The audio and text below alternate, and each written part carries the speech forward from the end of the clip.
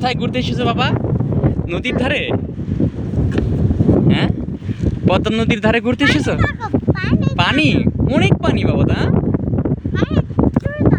আমি তাকিয়েছি বাবা। বাবা, বাবা, অনেক পানি তাই না বাবা? হ্যাঁ, এটা হচ্ছে পদ্মা নদীর ধার, রাজশাহী শহরের আইবাদ। আইবাদে মিফতা আজকে পাপার সাথে ঘুরতে এসেছে। বাবা, তুমি ঘুরতে ভালোবাসো? রিয়েলি? রিয়েলি ভালোবাসো তুমি? তুমি কি সত্যি ভালোবাসো? সত্যি পাপা? সত্যি? সত্যি রিয়েলি না? একটু হাসো, একটু হাসো।